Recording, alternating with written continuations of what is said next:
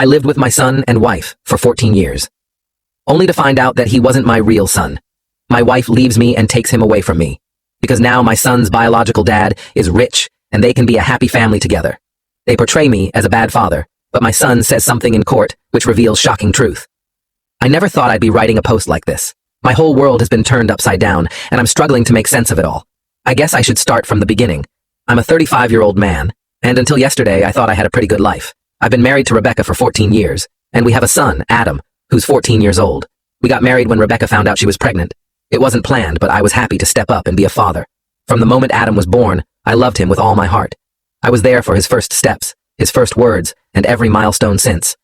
I worked 2 jobs to make sure we had enough money to give him a good life. It wasn't always easy, but I never complained. That's what fathers do, right? I always tried to be the best dad I could be. I helped Adam with his homework, taught him how to ride a bike, and went to all his soccer games. We had our father-son camping trips every summer, just the 2 of us.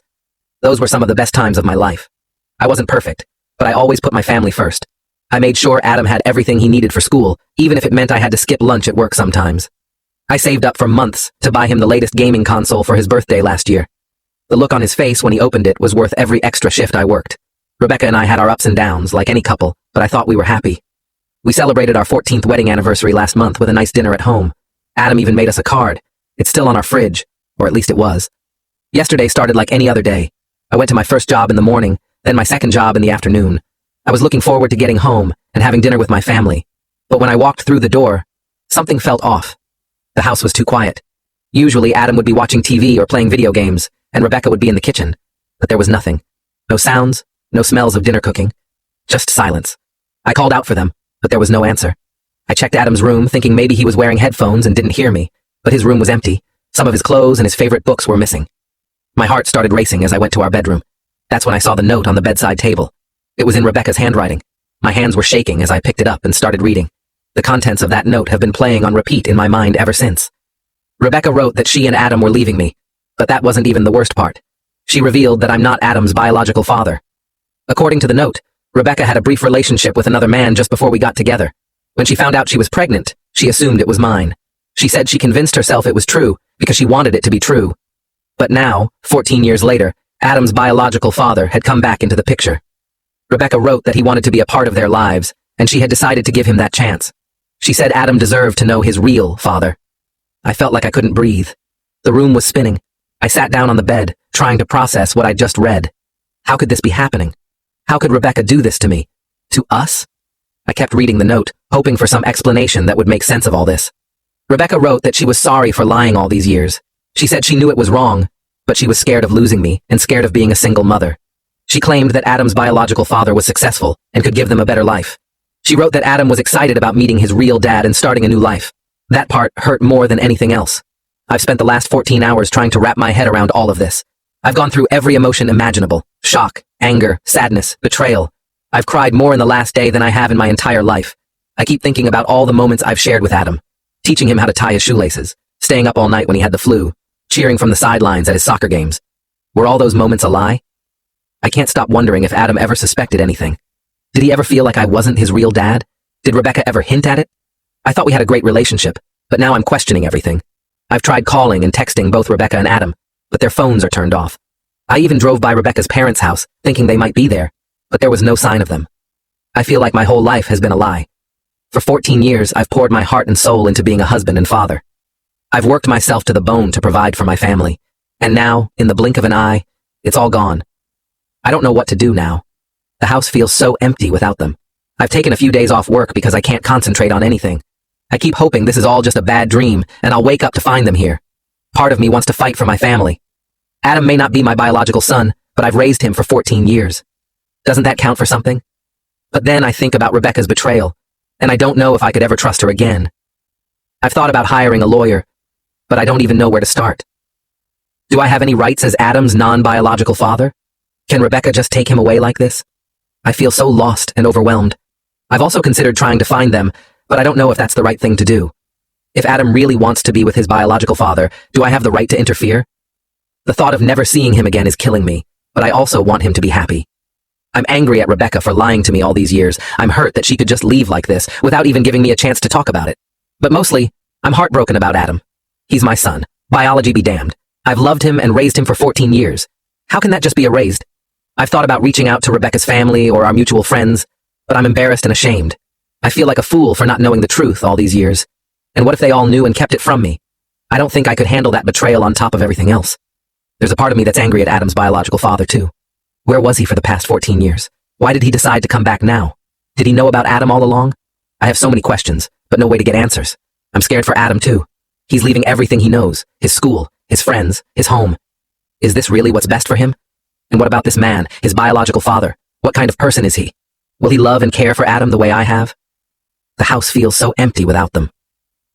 I haven't been able to bring myself to go into Adam's room. His soccer trophies are still on the shelf, his dirty laundry still in the hamper. It's like they left in a hurry, leaving pieces of their lives behind. I'm writing this post because I don't know where else to turn. Has anyone else been through something like this? How did you cope? Is there any hope for me to have a relationship with Adam in the future? Thank you for reading this. It helps a little just to get it all out, even if it's to strangers on the internet. I never thought I'd be in this situation, but here I am. I guess life can change in an instant, and you never see it coming. Update. It's been a few months since my last post, and I wanted to update you all on what's happened. First, I want to thank everyone for their support during what has been the most challenging time of my life. Your kind words and advice meant more than you know. Shortly after my initial post, I received divorce papers from Rebecca. Even though I knew it was coming, seeing it in black and white was a shock. It made everything feel so final, so real. After the initial numbness wore off, I realized I needed to fight for my rights as Adam's father. I couldn't just let them take him away without a fight. I decided to hire a lawyer. It wasn't easy financially, especially with Rebecca and Adam gone, but I knew I had to do it. I found a decent attorney who was willing to work with me on the payments. He warned me from the start that it would be an uphill battle, given that I'm not Adam's biological father, but I was determined to try. The legal process was brutal, even more than I expected. Rebecca and Adam's biological father, who I learned is named David, seemed to have unlimited resources. David is apparently quite wealthy, which made things even more difficult for me. They hired a high-powered attorney, and it quickly became clear that they were going to play dirty. In court, Rebecca and David painted a picture of me as a neglectful father who couldn't provide for Adam. They brought up how I worked 2 jobs, twisting it to make it seem like I was never around. They talked about how David could give Adam a better life, with private schools and expensive vacations. They even had witnesses, friends of theirs who claimed they'd seen me ignore Adam or speak harshly to him. I felt like I was in a nightmare. Everything I'd done out of love for my family was being used against me. Working 2 jobs to provide for them was turned into neglect. The camping trips Adam and I loved were dismissed as cheap vacations. It seemed like they had an answer for everything, and I was starting to lose hope. My lawyer did his best, but we were outgunned at every turn. David's money seemed to make all the difference. He had expert witnesses talking about the importance of biological connections. They had child psychologists testifying about how Adam would be better off in a more stable financial situation. It felt like they had thought of everything. I started to prepare myself for the worst, that I might lose Adam forever. The thought of never seeing him again, of someone else raising him and being called Dad, was almost unbearable. There were nights when I couldn't sleep, just lying awake and thinking about all the moments I might miss. But then, something unexpected happened. The judge decided he wanted to hear from Adam himself. I was terrified. What if Rebecca and David had turned him against me? What if he said he wanted to live with them? I didn't know if I could handle hearing Adam say he didn't want me anymore. When Adam took the stand, I could barely breathe. But what happened next changed everything. Adam looked straight at the judge and said, "I want to live with my dad, my real dad, the one who raised me." I couldn't believe what I was hearing. Adam went on to say that I was a great father, that he loved our camping trips and how I always made time to help him with his homework, even when I was tired from work. He talked about how I never missed a soccer game, how I taught him to ride a bike, and how I always made him feel loved and supported. But then Adam dropped a bombshell. He told the court that his mom and David had been trying to coach him on what to say. He said he'd overheard them late at night, planning how to make me look bad. They had told him to say I was neglectful, that I didn't care about his education, that I was always angry and tired. Adam said he couldn't go through with it. He said he knew it wasn't true, and he couldn't lie about the person who had been there for him his whole life. He even mentioned specific conversations he'd overheard, where Rebecca and David discussed ways to manipulate the evidence and testimonies against me. The courtroom was silent. I could see the shock on Rebecca and David's faces. The judge listened intently, asking Adam several questions to clarify what he'd heard and experienced. Adam told the judge about a conversation he'd overheard, where David suggested they could pay off some of my coworkers to testify that I often complained about Adam or seemed uninterested in his life. He said Rebecca had been hesitant at first, but David convinced her it was necessary to ensure they won. He also mentioned overhearing them discuss how to coach Adam's teachers to say I never showed up for parent-teacher conferences, which wasn't true. I'd always made time for those, even if it meant taking time off work. Adam said he felt scared and confused by all of this, and that he missed me and our life together. After Adam's testimony, the whole tone of the proceedings changed. The judge ordered an investigation into Rebecca and David's actions, including their attempts to manipulate a minor's testimony. Their lawyer looked nervous, and I could see Rebecca and David whispering frantically to each other. The judge took a few days to review all the evidence in Adam's testimony. Those were some of the longest days of my life. I was hopeful after hearing Adam, but I was also scared too. Let myself believe things might work out. Finally, the day came for the judge to make his decision. I was a nervous wreck as we all assembled in the courtroom.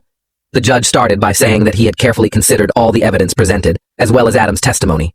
He said that while financial stability is important, it's not the only factor in determining a child's best interests. He pointed out that I had consistently provided for Adam's needs, even if it meant working 2 jobs. He praised my dedication to Adam's education and extracurricular activities, noting that I had always made time for what was important in Adam's life. The judge also expressed serious concern about Rebecca and David's attempts to manipulate the case and coach Adam's testimony. He said this showed a disregard for Adam's emotional well-being and raised questions about their fitness as parents. In the end, the judge made his decision. He granted me full custody of Adam. He said that it was clear that I had been a loving and devoted father, and that Adam's wishes and well-being were the most important factors. He stated that the bond between a parent and child is not solely determined by biology, but by years of love, care, and dedication. As for the divorce, it was granted. After everything that had happened, I had no desire to remain married to Rebecca. The judge also ordered Rebecca and David to pay my legal fees, given their attempts to manipulate the case. I can't describe the relief and joy I felt when the judge announced his decision.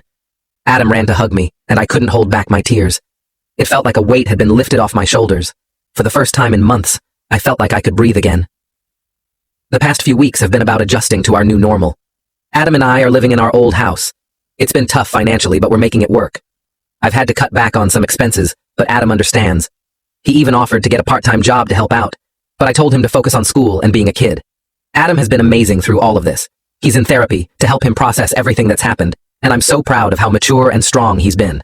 We've had some long talks about family, trust, and what it means to be a father. It hasn't always been easy, but I think we're both growing from this experience. Rebecca and David have visitation rights, but Adam has made it clear he doesn't want to see them right now. I'm letting him take the lead on that. I don't want to force him into any situation he's not comfortable with.